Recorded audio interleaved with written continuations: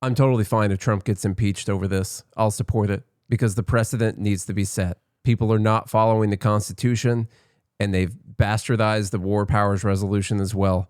And a new precedent needs to be set that you need to get authorization from Congress, or you need to get a declaration of war, and you only use the military at times that you're repelling an attack on America. What makes me the angriest, I think, is the complete flip-flop of Donald Trump.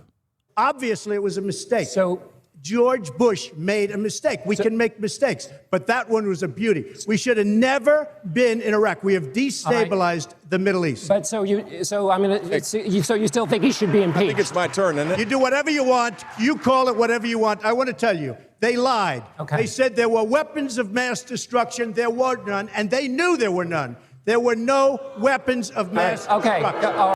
He's getting booed. Oh, it's so crazy. We spent $8 trillion in the Middle East, and we're not fixing our roads in this country? How stupid is it? And we're not fixing our highways, our tunnels, our bridges, our hospitals even, our schools even.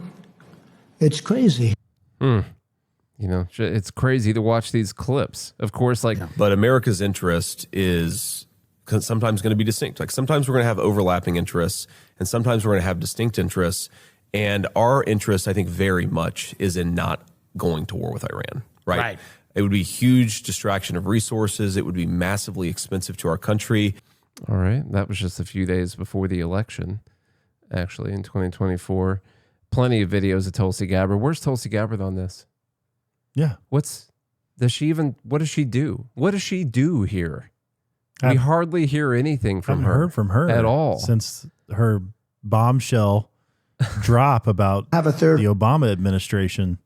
Haven't heard anything from her since. That's like all she's working on right now. I don't know. I will tell you, you're not going to have a war with me, and you're not going to have a third world war with me. That I can tell you. That's interesting. I'd vote for that guy. Interest. Oh, God. We are finally putting America first. Our policy of never-ending war, regime change, and nation building is being replaced by the clear-eyed pursuit of American interests. There you go. It is the job of our You hear the military MAGA bots to cheering for protect this? our They're happy. security, not to be the policemen of the world. We are Okay. Yeah. If you get that guy, gets my vote. Yeah, I would vote. It turns out I believe in that message. It turns out, unfortunately, I would vote for that guy. Very unfortunately, I would vote for that guy. And then that, of course, transitions us into, let me just play like the first minute of his speech that was released on Saturday. A short time ago, the United States military began major combat operations in Iran. Our objective is to defend the American people by eliminating imminent threats from the Iranian regime, a vicious group of very hard, terrible people.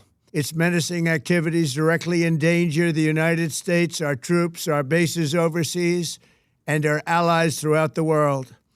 For 47 years, the Iranian regime has chanted death to America and waged an unending campaign of bloodshed and mass murder, targeting the United States, our troops, and the innocent people in many, many countries.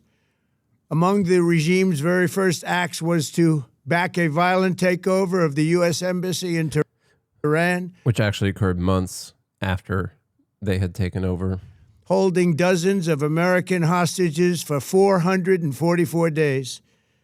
In 1983, Iran's proxies carried out the Marine barracks bombing in Beirut that killed 241 American military personnel. In 2000, they knew and were probably in... Just a couple short years after that, we were literally selling Iran weapons. And actually, we were selling them weapons before that, trying to make nice with other factions in the regime to try and get our people back in place. And it's like he's reading the NeoCon Manifesto. Yeah. It's bad. Straight from the book. Lindsey Graham wrote this for him. Yeah. That's what happened. Well, I forgot about that guy. He's got a big boner this morning. Yeah. All weekend long. He's been on the phone with the customer service at Viagra It's this whole lasted time. longer than 4 hours. On the USS Cole, many died. Iranian forces killed and maimed hundreds of American service members in Iraq. The regime's proxies have continued to launch countless attacks against American forces stationed in the Middle East in recent years. Look at that. As well. Stationed in the Middle East. Yeah. Like, the thing is, like, when it comes to America first and it comes to ending these wars and ending all of our escapades in the Middle East over all this time, what he said in that clip with Jeb Bush and everything, like, that was a mistake. We shouldn't have been in Iraq to begin with. We shouldn't be messing around the Middle East all the time. And all the stuff they name about Iran are opportunities that Iran took that they should have never had. They should have never had those opportunities in the first place because we shouldn't have been over there. And so, yeah, we can say they did these things, but you said it was a mistake for us to be there in the first place. Sometimes you're in the wrong neighborhood. Yeah. And you shouldn't be in that neighborhood. Trust me. Here's that clip with Brett Baer. Let me play this real quick. Yeah, Dana and Bill, good morning. I just got off the phone with the president. He is very pleased with how things are going. Obviously, is disheartened about the loss of life, and there may be more, he said, along the way. But as far as the progress, he said they are ahead of where they thought they would be. I want to read some of these quotes that I asked him and how he answered. He said that as far as a plan, they do have a plan, always had a plan. The intelligence, the level of intelligence that they've had up until this point is truly amazing. I asked, so what you're saying is that you know there is somebody on the ground in Iran that is going to rise up. Quote, yeah, I feel there is. I feel that, and some of them are no longer with us, to be honest, because it was 49 leaders that were taken out. That was going to take 4 weeks, we thought, to get rid of the Iranian leadership. And it's always, you know, if they hide, it's a lot longer than 4 weeks. And they would have been hiding. We were shocked when we heard what was going on. We knew exactly what was happening and where. 49 leaders. And, you know, they're talking about using people now that nobody ever heard of, even though they don't know. They're using people, studying people to be the leader that even they don't know who they are. Can you believe that? I said, it's a tough succession plan in Iran. He said 49 leaders is deep. It's very deep. When they met for breakfast. They assumed it was good for a lot of reasons. Number one, they didn't think we knew, but you never attack in the morning, having to do with winds and sun and a lot of things. It was amazing that we knew everything we knew. You know what I'm really happy about that clip is Trump feels like he feels like there is someone that's going to be leading. Yeah, he feels like someone's going to rise up, which we know in the new age that everything is based on how you feel, so that should make everyone happy. Mm-hmm. Everyone should feel happy. Feelings don't care about your facts, your historical facts. Like this could be a complete disaster, and it could be the worst thing that's ever happened in the Middle East in our lifetimes. This to say, I'm not saying that the Iranian regime has been the most benevolent, lovely regime you've ever seen. No, the regime sucks. Everyone that died deserved to die. Exactly. It absolutely sucks. It's atrocious, and people have lost freedoms for the last 47 years. That they should otherwise have or enjoy because they're human beings. And I know that there are definitely, and I've seen the videos, a lot of Iranians celebrating this and thanking the president. Probably AI. For, no, I've seen some real Iranians. Yeah. People that have escaped Iran, especially women who are excited that maybe there's a chance at them being able to have an education and do other things that maybe they weren't allowed to do before. That's great. I don't care. I understand. Well, I'm trying to paint the picture here. But it still doesn't give us an excuse to be the policeman of the world, in Trump's own words that he said on the campaign trail. And we're not even talking about the fact that we don't even have any money to do this anyway. Nah. We're we spent $8 trillion over the last 20 years in the Middle East. We're $38 trillion in debt. We're running low on munitions, it sounds like. I think Israel is spending around $300 million a day in anti-missile defense. At least. Yeah. So what's going to happen there? Well, obviously, we're going to have to print money to make more munitions. I mean, if something kicks off between China and Taiwan and we're supposed to be involved, like if it happens in the next 2 years, Taiwan's screwed, which, okay, I don't want to be involved in that anyway, but they're screwed. We don't have unlimited amounts of these things, and they take a long time to make, no matter how much we pay the people who make them. They take a long time to make, and we've depleted a lot of our defense munitions, and it's not good. We can't sustain this many wars, this much stuff going on at a time. I've got the live group is asking if we're anti-death. Yes, we're anti-death. Yeah, We've been anti-death since inception. That's in fact that's still anti-death. That's in our mission statement. Mm-hmm. I did say those people deserve to die. It is true. There are people that deserve to die. That's it true. Doesn't mean we should kill them. Yeah, I'm not going to kill them. All right. I got a few clips here from Hegseth. He did a press conference this morning. Here's a few clips. To the media outlets and political left screaming endless wars, stop. This is not Iraq. This is not endless. I was there for both. Our generation knows better, and so does this president. He called the last 20 years of nation-building wars dumb, and he's right. This is the opposite. This operation is a clear, devastating, decisive mission. Destroy the missile threat, destroy the Navy, no nukes. Israel has clear missions as well, for which we are grateful. Capable partners, as we've said since the beginning, capable partners are good partners. Unlike so many of our traditional allies who wring their hands and clutch their pearls, hemming and hawing about the use of force. Okay, it's not Iraq. Iraq was not Iraq at this point in the Iraq war either. I don't think anyone set up and was like, oh, hey, we're going to be here for 10, 15. Well, actually, it's just never going to end. That wasn't like the first thing that they said. Now, wait, have we sent in a ground invasion? No. It's very different from that. We haven't done it yet.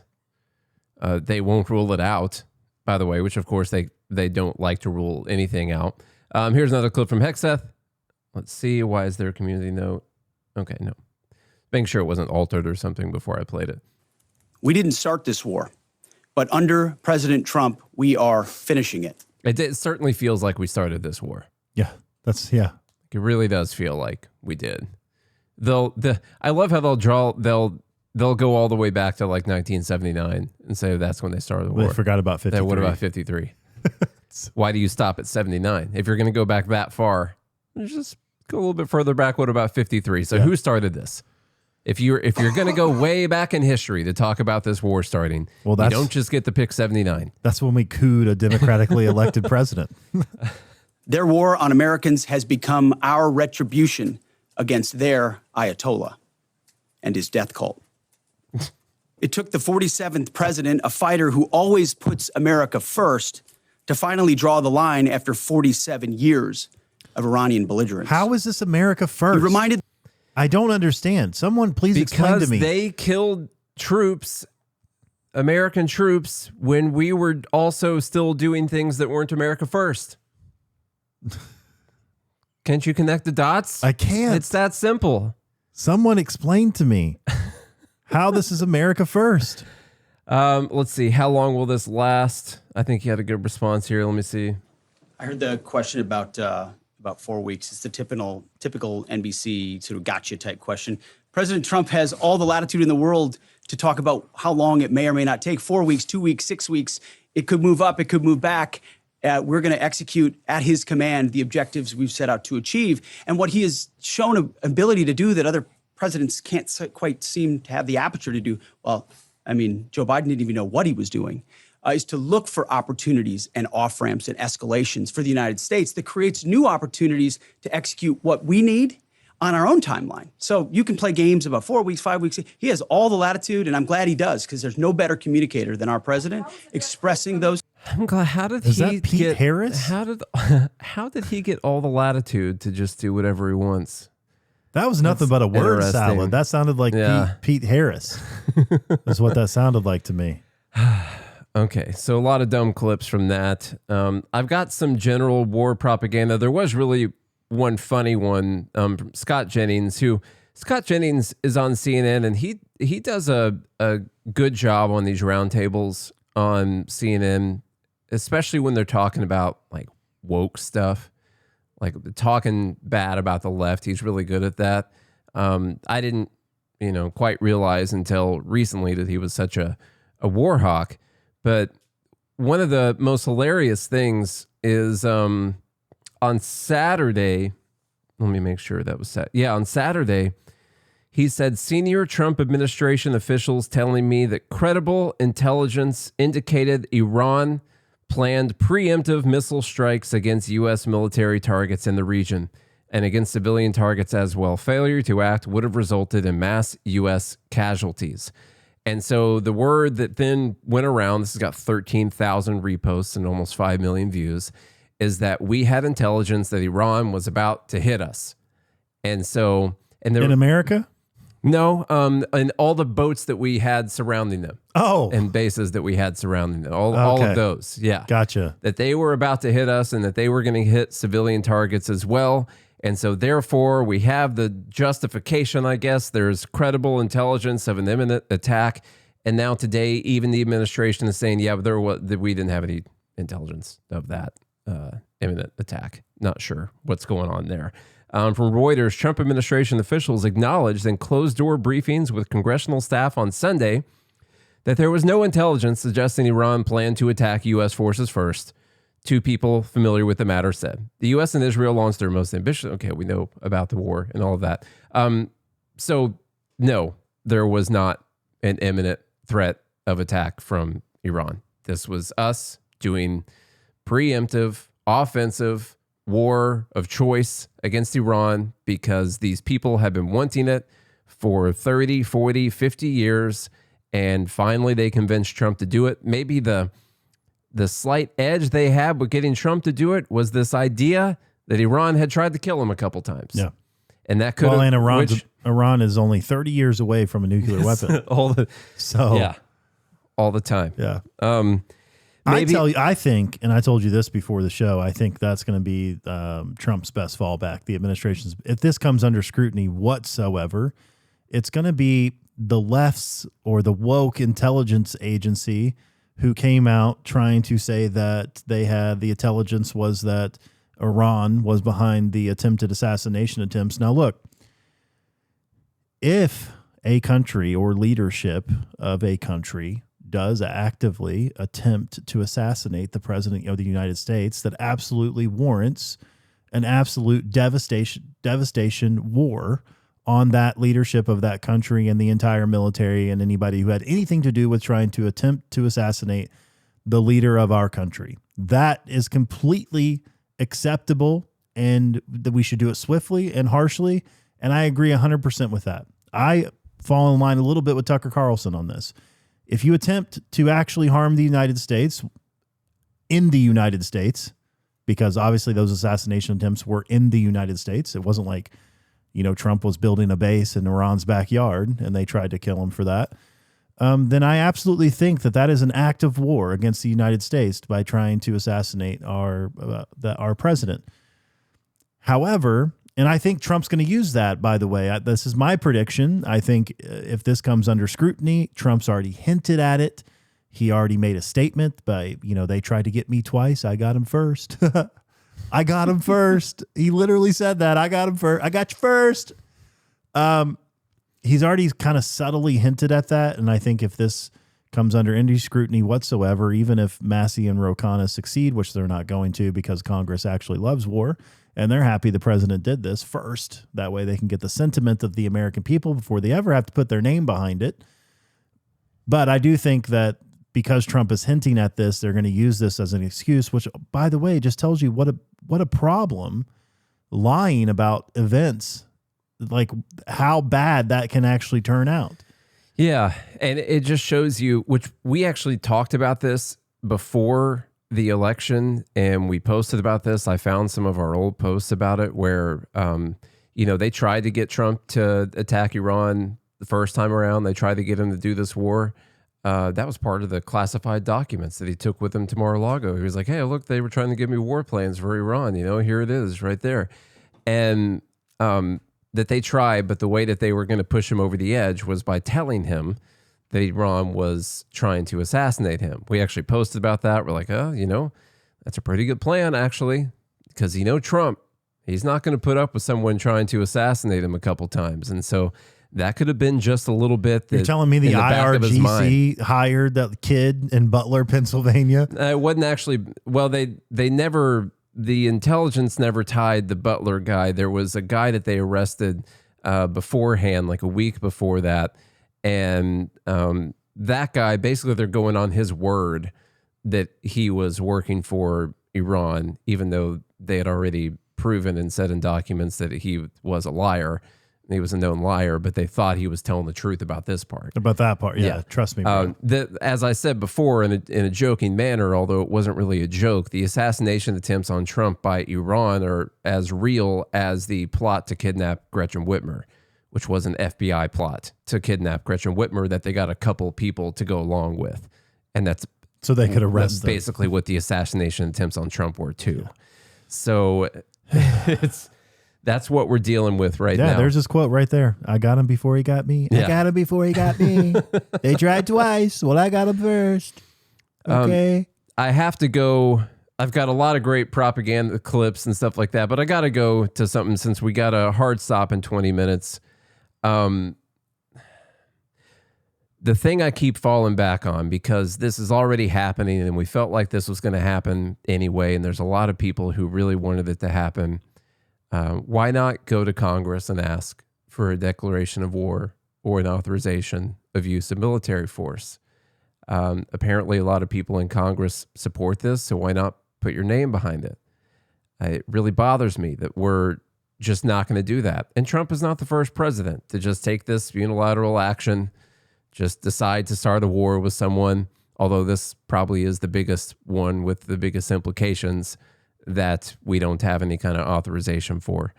And there's just this common thing going around online these days that the War Powers Resolution of 1973 somehow bestowed these powers to the president. Like, imagine, in the War Powers Resolution, the very beginning of it says that it is the intent of this law to fulfill the intent of the framers of the Constitution. Like, they had just got done with Vietnam. Nixon vetoed this, and they overrode the veto because he thought it limited presidential powers too much.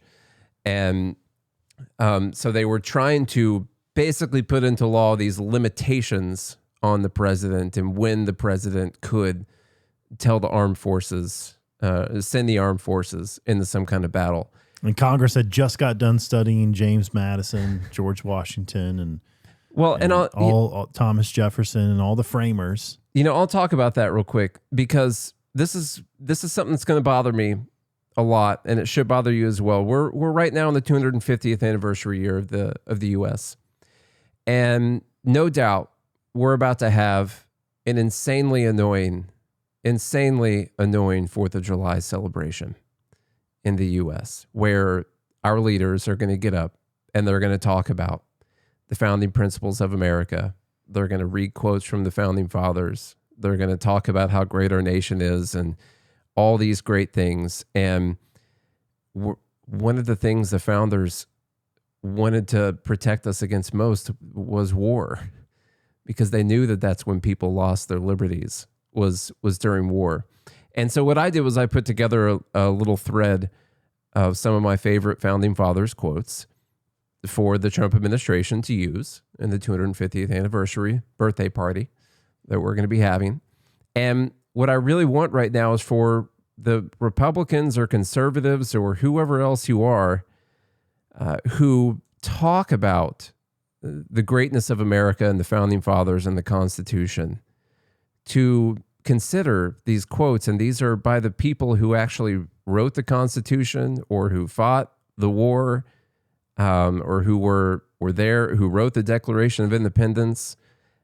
These are their thoughts, and these are the principles that they tried to put into writing to constrain our government, to keep it from getting out of hand. And so before I talk about the War Powers Resolution, which says it is to fulfill the intent of the framers of the Constitution, we should talk about the intent of the framers of the Constitution. Because you have to ask yourself, in 1973, did Congress pass a law that said the president can send the armed forces in the battle for whatever he wants, for any reason, anywhere in the world, anytime, so long as he tells Congress he can do it for 60 days. Basically, whatever he wants for 60 days. We are writing this into law that, Congress declares war or we give authorizations, but the president of the United States can conduct a 60 to 90-day war anytime he chooses for any reason that he chooses. Boom. It is we want to fulfill the intent of the framers of the Constitution. Here you go. Guys, that's retarded. Everyone knows that's retarded. That's not what the War Powers Resolution, I guess it was not worded properly. It was not strict enough. And of course, it's still probably the people who wrote the Constitution would say, no, we already wrote this down. Like it says that the Congress declares war. That's already straightforward enough right there. And funds it, by the way. Like you can repel an attack. If you want to repel an attack, of course you have to immediately repel an attack.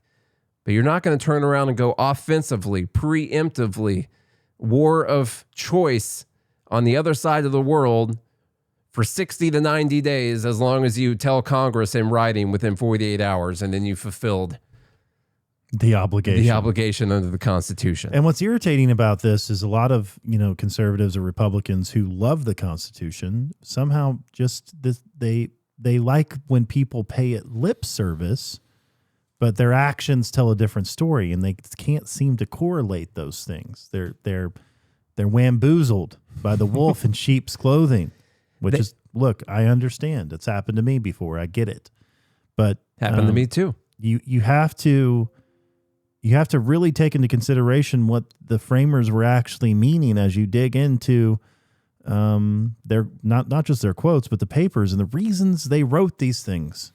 And the reasons that they codified the act of war with Congress, with the people's representatives, and not just that, but the act of funding the war, which can only last for 2 years. This whole $1 trillion Department of War budget that we have now, that was never the framers' intent. You were specifically supposed to not only declare war from Congress, you have to actually earmark the funding for it that can only last for 2 years, because the intent of that was to vote on it every 2 years. You couldn't have the funds or the authority to do any war stuff without first authorizing from Congress. That was very specific and purposeful. And we just completely bastardized that entire process. And to be clear, this conversation is only for people who say that just to be clear, this conversation is only for people who say that they care about the Constitution and the Founding Fathers.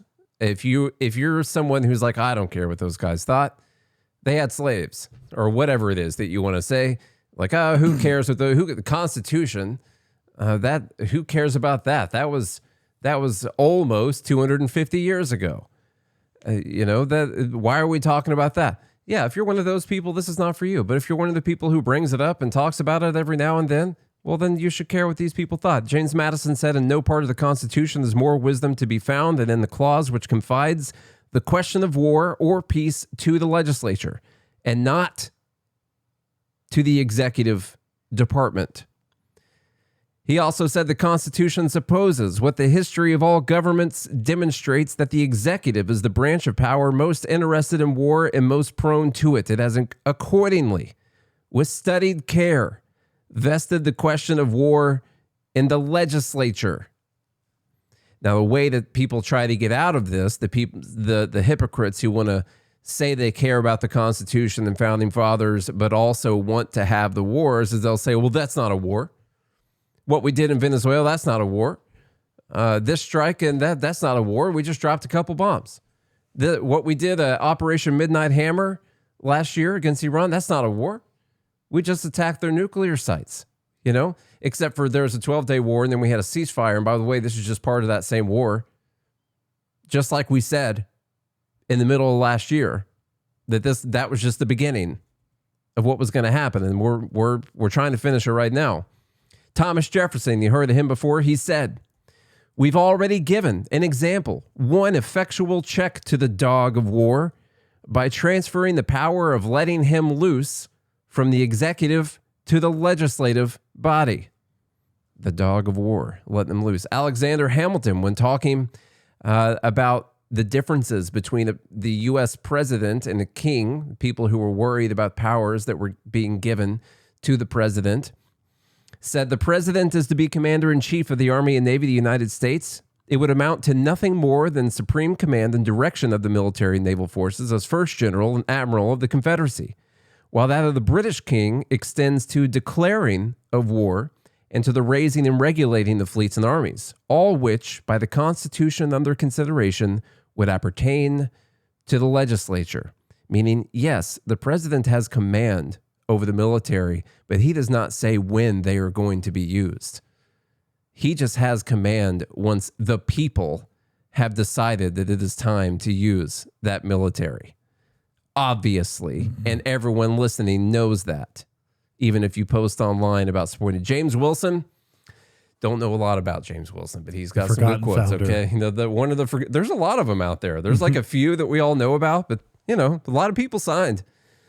He says, "It will not be in the power of a single man or a single body of men to involve us in such distress, for the important power of declaring war is vested in the legislature at large." The people who wrote the freaking thing were very clear. And even if you think, Article 2, the people who wrote the thing said what their intention was. Yeah. Okay? It's called context, this is by not the way. in question. In the age of AI, you have to understand, AI has to understand context. Okay? You yourself as a human being, like HI, human intelligence, you also have to understand context. This is context of what they meant, not your interpretation. The people who wrote the words, who wrote the thing, as Nate is saying. This is the context from which you are to view it. Yeah, so if you want to know what they meant, they wrote a thing that says this is what we meant. Okay? George Washington said the Constitution vests the power of declaring war in Congress. Therefore, no offensive expedition of importance can be undertaken until after they shall have deliberated upon the subject and authorized such a measure. That's pretty good. That's pretty clear. Last one here from Father of the Constitution, James Madison. The power to declare war, including the power of judging the causes of war, is fully and exclusively vested in the legislature.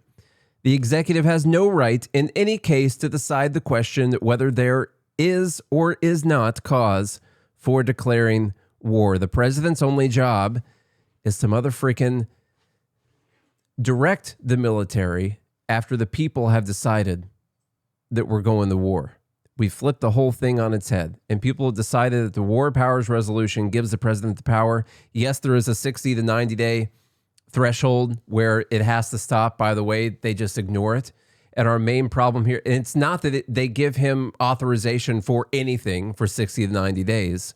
It's supposed to be things that don't fit within a declaration of war or specific statutory authorization. It's supposed to be a national emergency created by an attack upon the United States, its territories or possessions, or its armed forces. That is the only time under the War Powers Resolution they attacked our armed forces, Nick.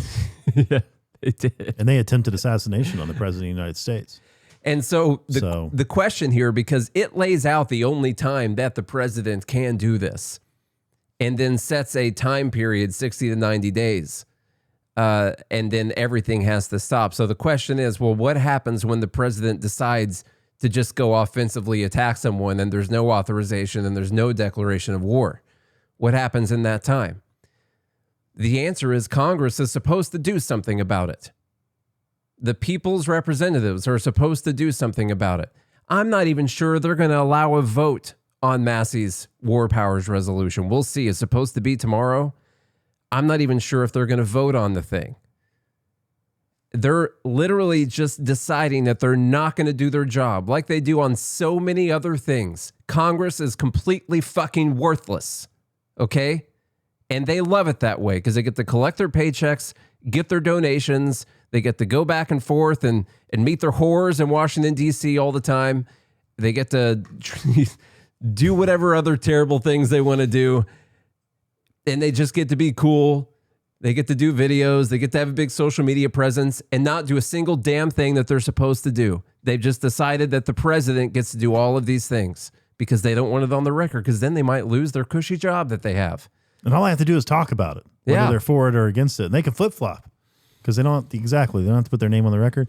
Not that I would even think it would matter if their name is on the record at this point. People are just still going to vote them in regardless because they just become great marketers. And it's really hard to beat an incumbent.